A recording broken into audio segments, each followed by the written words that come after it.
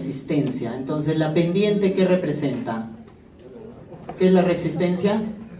La poscarga. Lo que lleva la precarga. ¿Estamos? La resistencia es la pos, y esto que lleva, que vendría a ser la volemia, es la precarga. En una falla crónica, lo primero que debo bajar es la poscarga. Entonces, ¿cómo bajo la poscarga? ¿Cómo bajo la poscarga? Yeca, su hermana, cuando está compensado, beta block. Solo 3 beta bloca, metoprolol, bisoprolol y el mejor, carvedilol. Si no responde a la terapia convencional, ¿qué le agrego? Espironolactona, dosis antifibrótica. O sea, ¿espironolactona es de primera línea? No, en casos refractarios. Clase funcional 3, clase funcional 4. Cuando no responde y sigue en clase funcional 3, 4, ahí le doy espironolactona. Entonces, ¿qué es la clase 1? Cuando el paciente no tiene síntomas. Clase 2, cuando tiene pocos síntomas. Clase 3, muchos síntomas. Y el 4 ya es severo. ¿Estamos?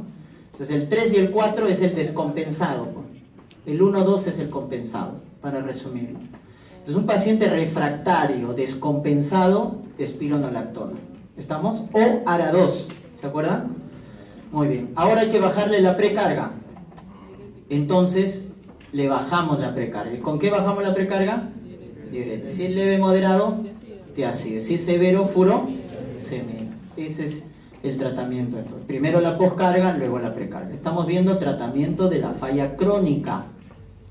Y en último lugar, entonces, si le has bajado la pendiente y le has bajado la precarga, la resistencia, y el burrito no quiere andar, ahí sí lo flagelas.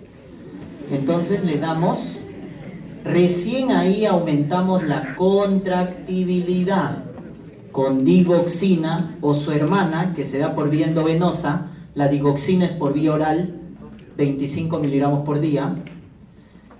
¿En quiénes ajustamos la dosis de digoxina? ¿En qué pacientes? ¿Por dónde se elimina digoxina? Riñón. Si tiene falla renal, la mitad, 12.5 miligramos. O por vía endovenosa, la anatócido C. ¿Qué hacen estos digitálicos? Son ionotrópicos positivos, aumentan la fuerza de contracción, por lo tanto, aumentamos la contractibilidad. O sea, estos digitálicos se dan cuando el paciente con insuficiencia cardíaca descompensada tiene asociado una arritmia supraventricular. ¿Y cuál era la más frecuente en la práctica clínica? Fibrilación auricular. Ahí le empleamos los digitálicos. Antes, cuando no se sabía la fisiopatología de la ICC, ¿cuál era el fármaco de elección? Digoxina. Porque la lógica nos decía, si en la insuficiencia cardíaca el corazón no es insuficiente, no trabaja, ¿qué hay que darle? Un fármaco que le haga trabajar. Y esa es la digoxina, porque aumenta la fuerza de contracción. Pero si el corazón está con bastante resistencia y con bastante precarga, es como decir, un corazón que está trabajando duro, encima está enfermo, y tú le echas latigazo, lo flagelas. Entonces se dan cuenta que cuando no se entiende la fisiopatología, la indicación terapéutica es incorrecta, ¿verdad? Entonces, al entender mejor la fisiopatología del ICC, ya cambió. La digoxina es lo último que se emplea solo cuando hay arritmias supraventriculares. Y este es un algoritmo que les resume justamente eso, ¿no? A la cabeza, cuando tiene síntomas, yeca diuréticos. Yeca diuréticos. Si mejora, beta block.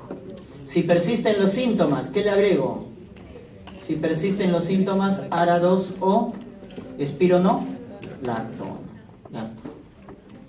Y en cuadro agudo, si viene un paciente con edema agudo de pulmón, en el cuadro agudo, lo que hemos visto anteriormente es crónico. El cuadro agudo, ¿qué debes bajar primero? ¿La pos o la precarga? Si tengo edema agudo de pulmón severo, ¿qué vas a bajar? ¿La volemia o la resistencia? Volemia, precarga. O sea que en un cuadro crónico, ¿qué es lo primero que bajas? La poscarga, luego la precarga y al final aumentas la contractibilidad. En cambio, en un cuadro agudo, edema agudo de pulmón, una falla cardíaca aguda, ¿qué es lo primero que vas a bajar? Precarga. Y como es un cuadro severo, ¿quién se emplea para bajar la volemia en cuadro severo? Furosemida. Entonces acá piensas en furosemida. Entonces, ¿cuál es el tratamiento de un edema agudo de pulmón cardiogénico, una falla cardíaca aguda? Furosemida por vía endovenosa, en bolo o en infusión continua. Más oxígeno, porque el paciente le falta oxígeno por la congestión pulmonar. Lo sientas, porque el paciente echado tiene más dificultad para respirar. Lo sientas, le pasas oxígeno, le das furosemida, nitratos. Porque ¿qué hace el nitrato también? Igual que la furosemida. ¿Qué hace el nitrato? Baja la precarga. Pero el nitrato baja la precarga porque hace venodilatación. Y la furosemida baja la precarga porque es diurético potente, diurético de alto techo. ¿Se dan cuenta? Entonces, eso es lo que deben recordar. ¿Por qué cada fármaco hace la función que tiene? ¿No? Eso es saber farmacología y eso lo tienen que aprender y memorizar desde ahora. ¿Estamos? Entonces, en el edema agudo de pulmón, como es una insuficiencia respiratoria, miren, ahí está la cabeza. Bolo o en infusión continua, endovenoso, de furosemida. Furosemida. Es el tratamiento de elección. Más lo que hemos mencionado. Oxígeno, lo sientas, le das nitrato. Morfina también, porque el paciente con edema agudo de pulmón siente que se muere, se está muriendo porque no puede respirar. Le pasas morfina para bajar la ansiedad y para bajar, ¿qué también? La precarga, porque morfina también hace venodilatación. ¿Ya? Si al final no responde con... Ahí está el uso de nitratos, miren. ¿Ya? ¿Cuándo no puedo utilizar nitratos? Y ahí está, miren. Considerar nitratos el uso cuando la presión está bien. Porque si la presión está muy baja o está en shock, ¿cuál es el problema del nitrato? Que hace vasodilatación, hace hipotensión y puede hacer coma. Por eso en hipotensión o en paciente en shock, no nitratos. En vez de nitratos, ¿qué voy a dar? Inotrópicos, dopamina, dobutamina. Pero si el paciente tiene una presión normal, ahí sí que considero nitratos, porque la presión está bien.